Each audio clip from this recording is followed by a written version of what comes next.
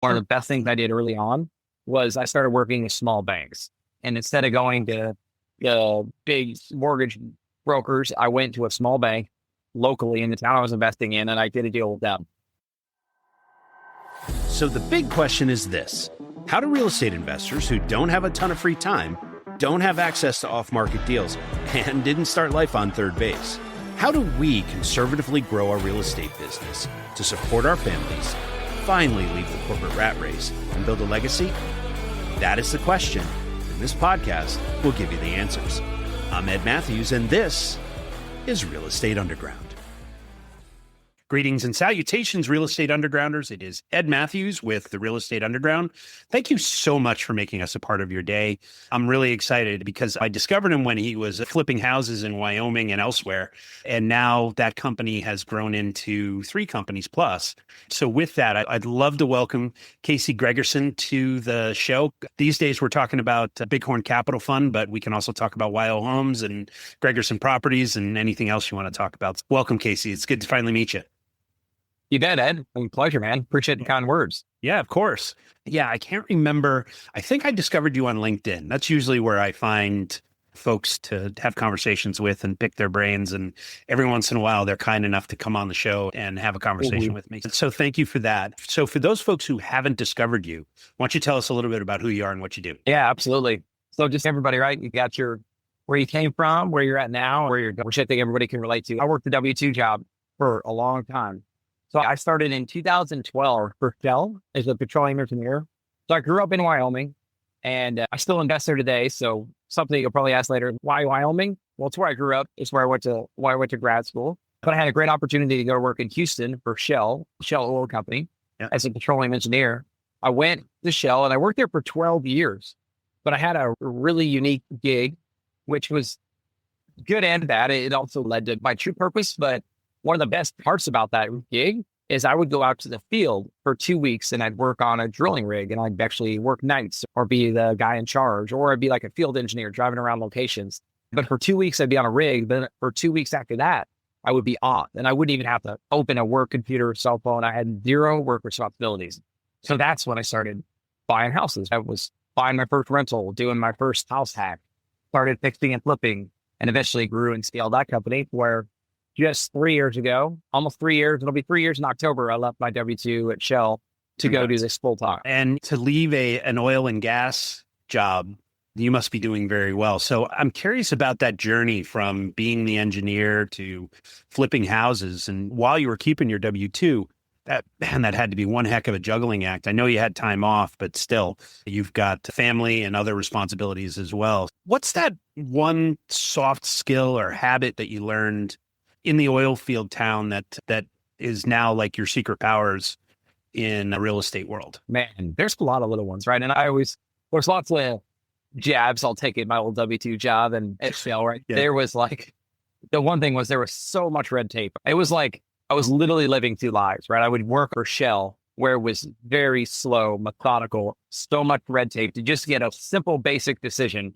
have to get it approved by all these different people, go through all these processes. And it would drive you nuts. And it became demotivating because you're just, I could do all this work and bring all this value. And then if I can't get 5 sign-offs, it doesn't even matter.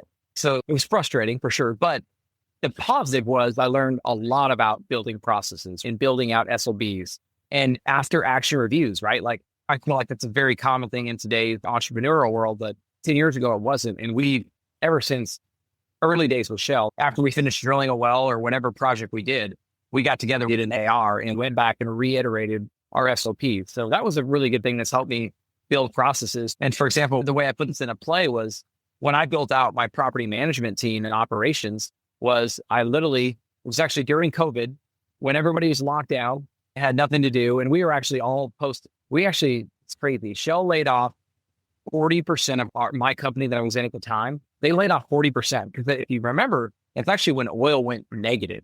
Yeah. So it was a really rough time.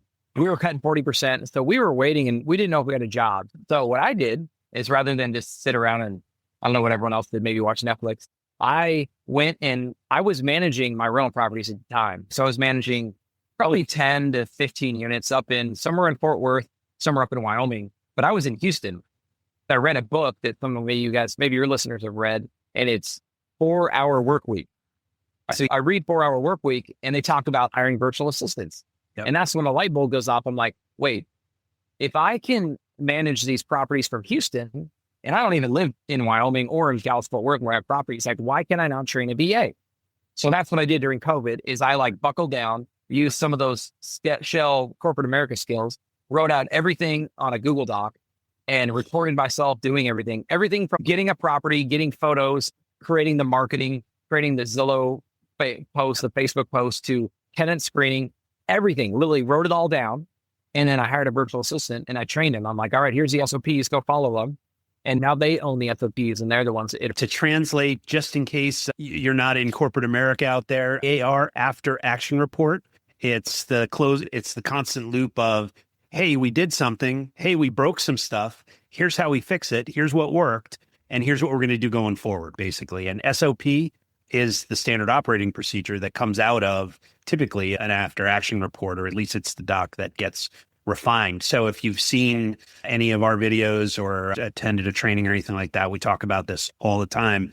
And it's really how the big players have scaled their business, is because they don't rely on a guy named Casey to do everything. They've got a team that understands exactly what their role is within the machine. And so if Casey decides that he would love to go on vacation with his beautiful family for a week or two, turns out the machine continues to roll. And when he gets back, everything's fine. Yep. Yeah. Right on. It's a common thing that I see in all of the businesses that have figured out how to scale. And that is how to create operational leverage, right? It's how to build that team and slowly but surely remove the president, founder, CEO, whatever your title you want to wear, out of the day-to-day. A friend of mine, Charlie Mills, he was my business coach for years, always talked about the sovereign, right? So you want to be the king, not the warrior. The king is the person who works on the business. The warrior is the person who executes. And it was revolutionary for me because I come from a similar business culture, but not your business. I'm a Silicon Valley techie guy. The interesting part about it is the early stages of, particularly when I went full-time, I had to really fight doing it myself, right? And really because I came from environments where people were so off the charts smart and so competent and so accomplished. If we gathered 3 or 4 people in a conference room, came up with a game plan and left, everybody knew exactly what to do. Here, I had to take the virtual assistants and train them step by step. We're going to break it down. I know you've done this before and I get that, but here's how I want it done, right? And then the next step is something that I think you just alluded to, which was not only that, but also now that you understand what the standard operating procedure is, you now own it, right? So you're the one who's going to execute this. My way doesn't have to be the way. I don't care about being right. I care about getting it right. And so if you come up with a better way, then let's rewrite the SOP and let's do it your way. Exactly. That's exactly how I built it. Same fundamentals.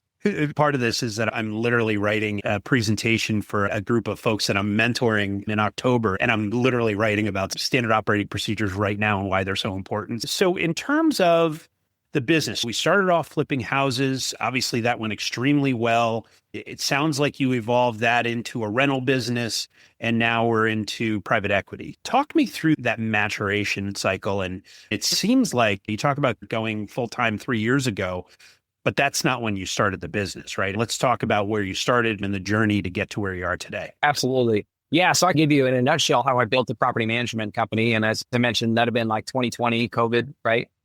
The other one that I built a couple of years before that was direct to seller. So up until about 2019, I was finding deals like on market. I could go find a distressed property, fix it up. I was doing just commercial loans, and I could go a lot of different ways today, but that's been one, I'll give you it in 30 seconds. But one of the best things I did early on was I started working with small banks.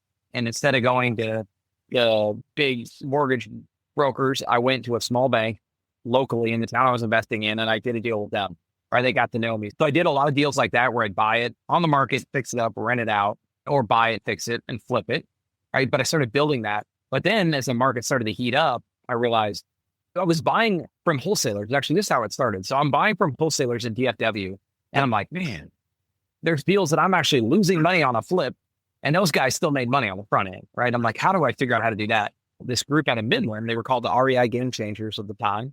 I met them presenting on the strategy back in like 2017 in Midland, in the little cafe presenting on the BRRRR strategy. But I got to know them. They built out this training course for wholesaling. So I went and took their course, the best $11,000 I've ever invested, because I literally had to close one single deal to pay for that course. So anyway, I started doing direct mail, texting, Facebook ads, pay per lead. We've even done radio. A ton of direct mail has been one of our best ones. And yeah, so we built that company out. So that was in 2019. And I built it out in a market like Wyoming, where there was nobody doing any marketing, right? There weren't any wholesalers back in 2019. And even today, there's not a whole lot. So that started leading up my deal funnel, right? So again, now I've built, like, I can find the deal, I can manage it long-term. Now the one in the middle, which I think was one of the biggest problems I had to solve, was construction. I mean, everyone struggles with contractors everywhere, but in Wyoming especially, there's just not enough. And honestly, that's why I love the market so much, because the construction can't keep up with demand, right? There's not enough contractors, and there's still a lot of people that want to live up there, especially since post-COVID, right? They want to be up there, but they can't keep up with demand. So I had to figure out, how do I make my business more predictable? And again, it came down to, as soon as I can get enough rental properties and enough flips going on, I can afford a full-time person, I'm going to hire him, because then at least I got one guy I can rely upon. Yeah. So that's what I did. I hired the first one. He hired some just kind of laborers and subs. And then I hired the second one and third one, fourth one. So now today I have 4 to 5 different breweries working on all of our floor pipes. They're spread out throughout the region. That way I can be getting, if I got a rental property that needs a quick little handyman, I send a guy over there. Like, I can move quick. Smart. And the biggest thing is on my fix and flips now, I bring so much more predictability across the business, right? Even to my buy and holds that I know I got to fix up or rent out, I've added so much more predictability on timelines, right? And budgets. So now when I actually go look at a deal, I'm sure you probably agree, Ed, one of the biggest risks, like when you're doing construction or value add, is like, are you going to be on target? Are you going to hit your scope? Are you going to hit your timelines? Carrying costs will keep you up.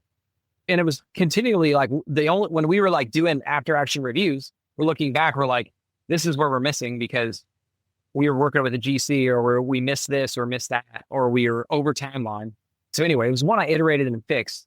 But to answer your question of like how it goes full circle, I found in Wyoming, it was really hard. And then I fought it for a long time, just trying to be like, I want to wholesale. Like, all my peers that I'm learning from they're just finding deals, locking them up and wholesaling them and not doing any work. And they're making whatever, $20,000, $30,000, $40,000 a pop.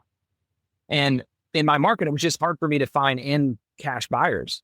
But then I realized, wait, I don't get to have it both ways, right? Because I have way less competition. There's not a bunch of wholesalers competing with, but there's also not a whole lot of buyers, like investor buyers. So my solution to that was raise more money, take more deals down myself. Because if I could find a deal, I could do the construction, I can manage the property.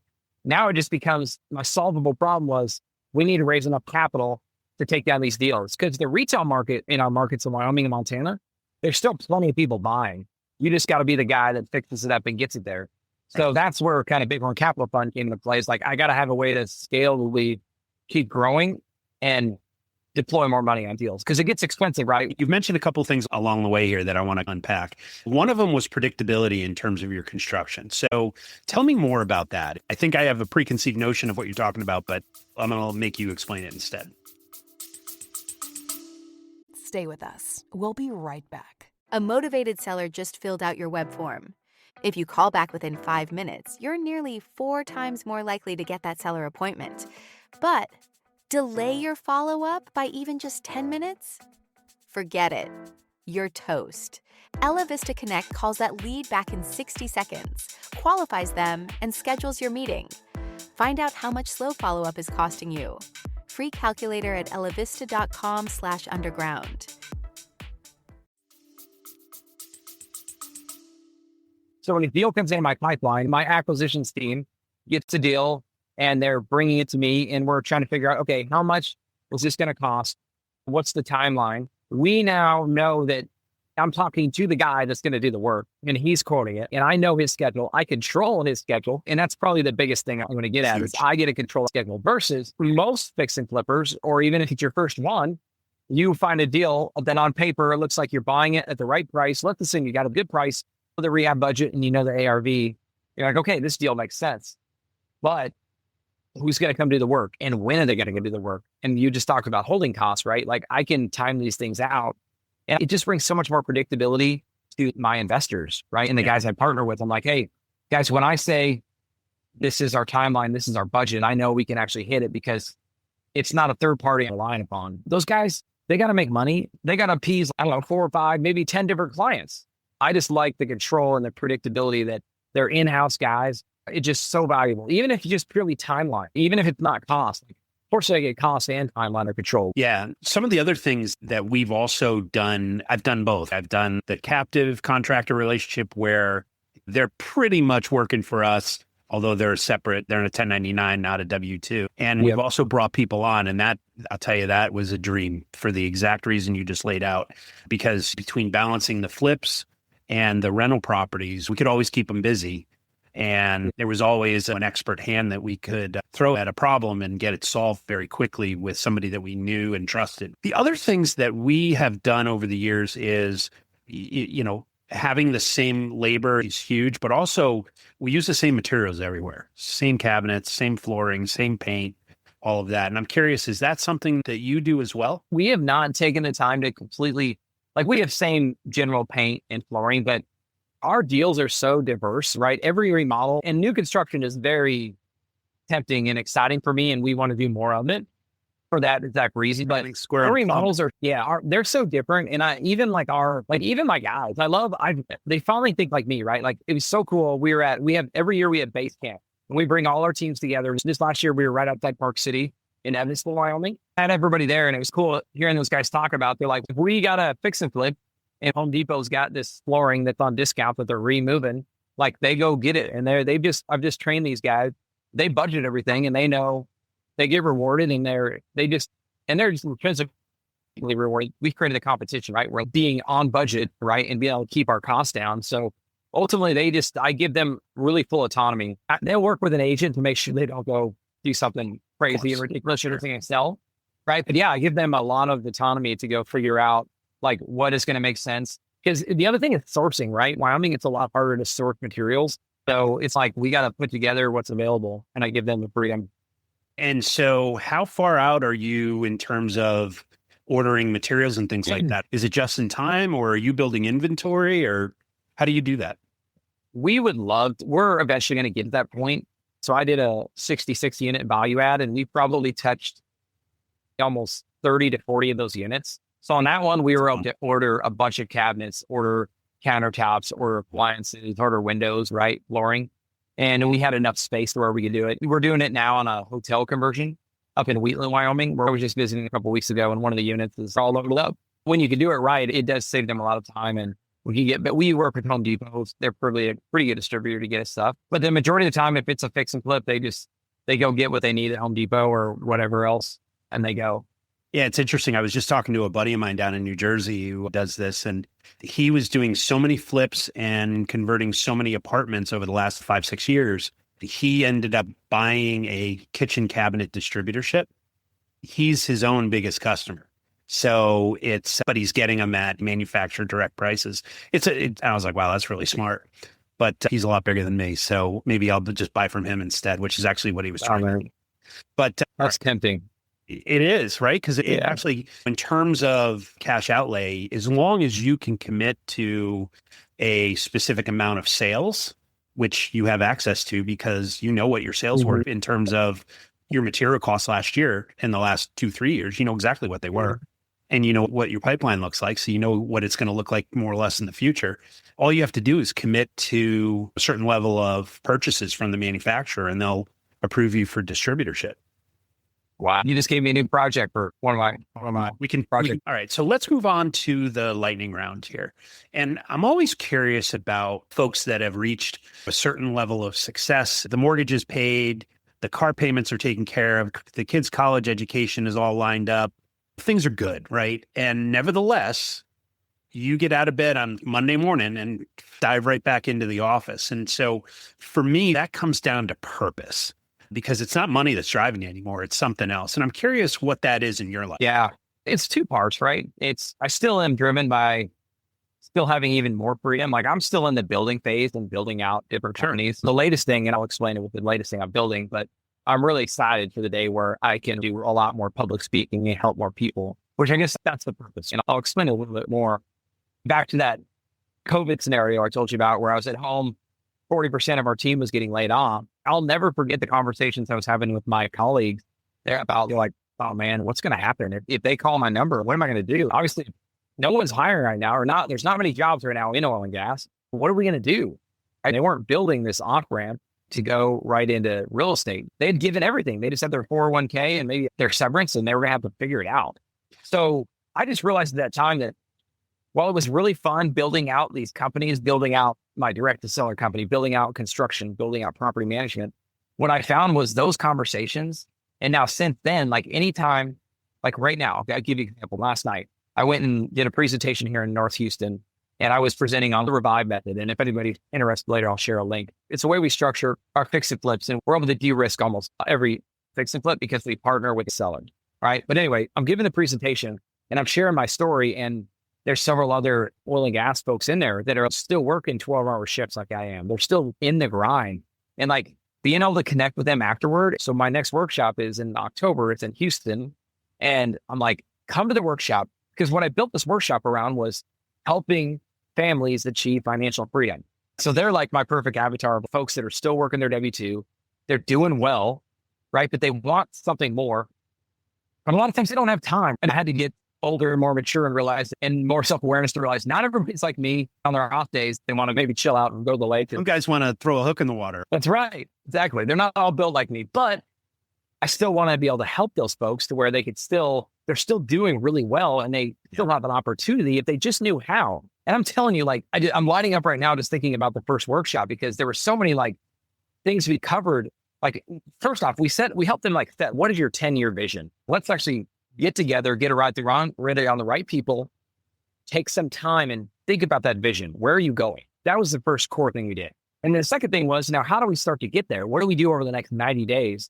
And this is where I get lighted up, because I'm like, I've just been through it. I know what banks they should be talking to, how they should be leveraging their credit, 0% interest credit cards, leveraging self-directed IRAs, all these different ways that they can deploy money that they already have, that they probably don't even realize they have, and deploy it into real estate or other avenues. So that's the stuff I really like, because I've been doing it forever. And I'm like, I know your position. I've been there.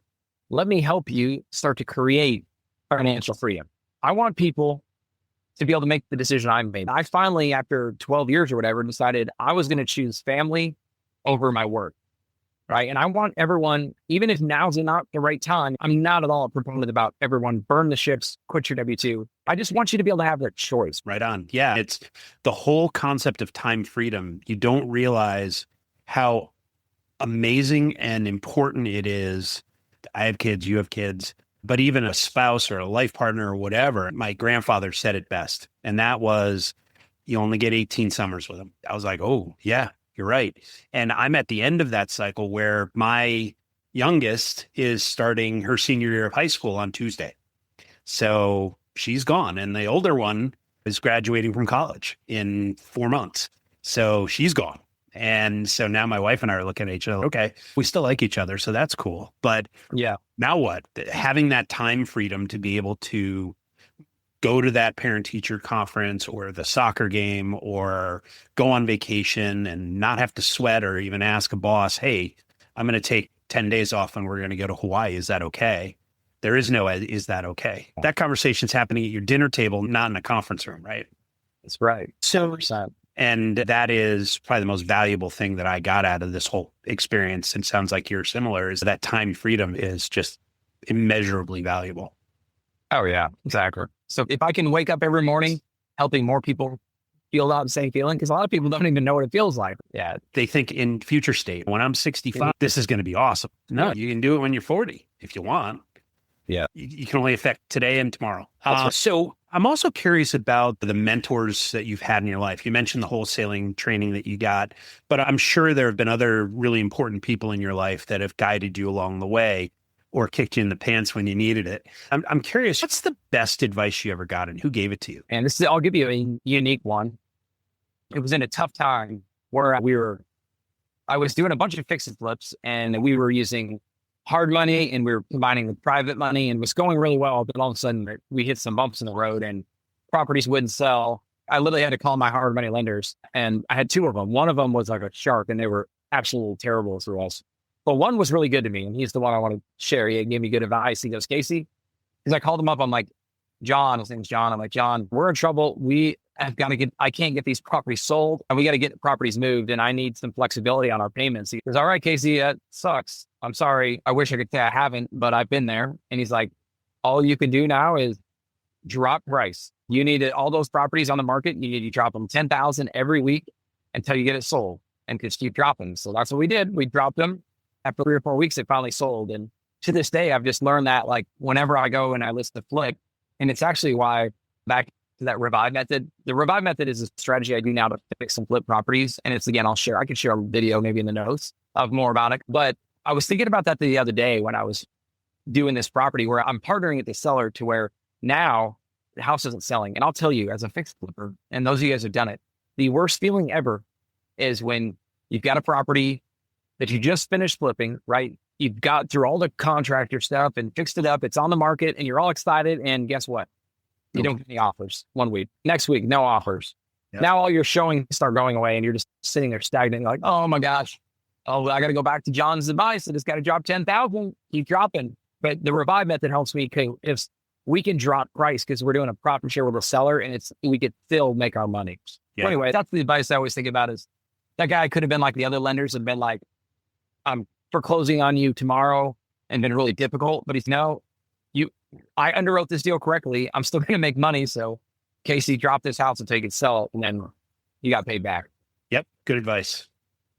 So I fundamentally believe, and I've learned this in the years and years that I've been in the, actually probably teenage years where I made the most mistakes. But over the course of my career, I fundamentally believe that we learn way more from the mistakes we make than from the successes that we have. And so I'm curious about a professional decision that you've made over the years that you look back and go, man, I'd love to have that back. And what'd you do about it? I'll tie it to that kind of same story, right? We were buying properties in and around like Fort Worth, around like the campus of like TCU, and we were buying them at a good price. We had a good GC that was actually doing a really good job for us. So we would buy them cheap, fixing them up, and we were refinancing, getting all our money back. And we did it on 4 or 5 properties. And we got this sort of false sense of, wow, look at this. It's not easy, but let's nail it. Here we go. And again, I'm like, path leading my W-2. So we started going, and we're like, all right, let's now go do some fix and flips at higher price points, which again, got away from exactly what we were doing well. And let's go hire a project manager to put these together. Cause now our current GC is probably not there. He was doing these houses that were buying for 100, putting in 80 and selling, and ARV was like 240, right? Low price points. But now we were going into some houses that were like 5, 6, 700,000, completely different animal. And so new crews, new everything. And that's where it started to unwind, is now new contractors, and they weren't following through. And here's the biggest decision is like, when those properties wouldn't sell, I had no choice but to do what John said, drop 10,000, drop 10 and lose money. What I learned was in Wyoming, I was having the opposite, right? I was still able to buy houses at maybe 150,000, put 50 into it and sell it for 300. But those houses, if you're fixing and flipping, things are inherently, you're going to miss stuff, especially when you work with GC and you don't have your own. But on those houses, I didn't have to take it back. I just refinanced, put a tenant in there, and I could cover the debt. So this is a long way of saying, I wish I would have told myself back then, Casey, always have 2 exit strategies, right? Don't go do a fix and flip where your only exit is to sell at that ARV. Because if you miss the ARV, you miss the contractors, all these things that happen, and you only have one out. Right. So I always try to have the 2 exit strategies, or I do that other thing, which is the revive method, where I'm not taking all the risk. The seller's they're going to make a little bit less on a deal like that.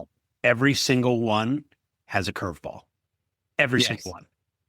And if I find the one that doesn't have a curveball, it goes exactly as planned, you're going to be able to hear me. All you have to do is open your window, because I'll be shouting from the hills, because I've yet to find one, and I've been doing it a while. Yeah. Plan A, plan B, sometimes plan C and plan D as well. So yeah, that's excellent advice. So how do you take in information? Like, what is the proverbial book on your nightstand, and who specifically are you paying attention to these days? Yeah, I got really fortunate. I joined the sub two community a couple of years ago. I just started diving in and I was already doing deals. I got into it and I was surprised at how much content there was out there. And I've since joined Pace Owners Club. So there's about 300 or 400 people that have joined that. And it's all the higher level people from the sub two community. That's where I like listening. And Pace spends a little bit more time with that group. And he's able to give us access to his resources and like his marketing guys. He just brings a lot of other people in. So they just have weekly calls. And that's where I just listened to one last night. Pace does a lot of good things, but one thing he's great at is vision and marketing. And those are two things that get me excited. Yeah. And just hearing that, like, I've always just loved listening to webinars or workshops or whatever, or books and learning and implementing. Cause I'm like, hey, all right, I can hear something and I can see it and I can go do it. It could be a flaw too. Cause if I go to like here in a couple of weeks, I'll go to Collective Genius, which is a high level mastermind I'm in, and I'm going to get 50 ideas that I want to do. And I'm going to be like, we're going to do all these. And I'll go back to my team and they're like, all right, Casey, my COO will be like, what? He can filter them, right? But I just love being able to bring in information like that. Always be adapting, always course correcting, right? Yeah. And adapt or die, right? Yeah, I couldn't agree more. I'm a similar personality. When I go on vacation, it's the most dangerous thing ever when I come back, because I come back with 30 different ideas. My operations person will be like, time out. Let's pick one. Yeah. Like, all right, that's her big mantra. Let's pick one. I don't know which one to pick. So I'll let eventually I get around to it. Last question in the lightning round. I'm always interested in learning about how people define the pillars of their life, right? I'm curious how you define, I suspect I actually know thinking about it, but how do you define success in your life? Think about this for my kids. I think about what I don't think is successful and what drives me nuts. And it's when people won't just move forward, take action and go with it. Yep. To me, if you are constantly pushing forward, iterating, going for it, even if you aren't successful originally, I love it. And I heard this from Chip Gaines years ago in his book. Everything I go out and do, it's a win-win either way. I either go and crush it and I do well and I'm excited and I'm successful, or I do it and I'm not as successful, but I learn something and then iterate and get better. You don't have to win every single one of them. But to me, success is getting up every day and going for it, trying something new, right? And giving it everything you got. I always tell my kids love sports and more athletic than most. There's always going to be somebody faster, bigger, stronger than you, but you control how hard you work. And if you outwork everyone, that's the one thing you control, right? Outwork every single person out there. And that's going to apply on the sports field. That's going to apply in business and in life. So I would say it's a combination of taking action and failing forward, but also everything you have, you can be filed. Yeah, Jay Wright, who's the retired basketball coach of Villanova, always talks about you can control two things on the athletic field. And 100%, I couldn't agree with you more, is that everything else is a reaction, but those two things you bring to the athletic field, the business scenario, whatever, even relationships. I couldn't agree more. Difference between, and I tell my kids, the difference between good and great is hard work. That's all it is. You get on some of these athletic fields or swimming pools or whatever sport your kids are into, and there's a lot of talented kids, but you can tell the ones that work and the ones that just rely on the talent. It becomes obvious. So when you're not conquering the real estate world, what do you like to do for fun? Yeah, it's an easy one. I'm in the middle of it right now, and I wish I could do it all the time. But it's coaching my son's football team or any sports. I love coaching the kids, all 4 boys. And that's why I love keep having boys, since I just get more and more boys sports to coach. But yeah, my favorite is football, right? Right now I'm coaching tackle football. I've got a 6th grader, and being able to like break down film and go to practice. People get paid to do that. But I would do that. If everything would just be covering, I could spend half of my day getting ready for football and in practice and prepping. You can't beat it. It's so much fun. You have to talk to your wife one more and you get a starting 5 for basketball too. That's right. We'll work it. Yeah, there you go. I'm working on her. All right, man. Hey, I've really enjoyed the conversation and getting to know you a little bit. If people want to get in touch with you and learn more about you or Bighorn Capital Fund or any of your other businesses, what's the best way to do that? Yeah, I'll give you guys a couple options depending on where you're at. If you're on Instagram or YouTube or anything, it's really easy. I'm just at Casey Gregersen. You'll be able to find me. Just make sure you spell my last name with all E's and you'll find me. Also LinkedIn. If you guys are on LinkedIn, just search my name. If you guys are just like, hey, I want to like directly reach out to Casey because I'm interested in his summit or interested in Bighorn Capital, or just, hey, I want to talk to you about the Revive method, how you structure deals. So whatever it is, you guys could text me. I'll just give you my number. It's 307-317-27 2494. And you mentioned your summit real quick. Why don't you tell us about that real quick before we sign off? You bet. Yeah. So our next one, we do them every quarter, but the next one's here in Houston, October 23rd, and it's a 2-day workshop. So if anybody wants to come down, it's actually incredibly affordable now. Eventually we want to grow and scale these things. But right now, I just want to get the right people in the room. I just want to cover my costs to do the events. Cause to me, it's like, I want to have the right people in there. And then I want to see what grows after that. Cause right now, our first one, I've stayed in contact with all those people that came to the first summit and we're working together in different ways. So anyway, I would love anyone, if you guys could swing it and make it to Houston. The first group loved it. And I would love to have some of your audience there. Houston's real nice in the fall. That's right. And then the one will come in July. So I'm like, this one in the fall will be great. All right, Casey, thank you so much. It's really good to see you. And I wish you nothing but continued success. Be well. Awesome. This has been The Real Estate Underground. Don't forget to rate, review, and subscribe. It helps us grow. Until next time, Undergrounders, remember your real estate journey begins with a simple step forward. Now get to it. Bye for now. This has been The Real Estate Underground. Don't forget to subscribe. It helps us grow. Until next time, Undergrounders, remember your real estate journey begins with a simple step forward.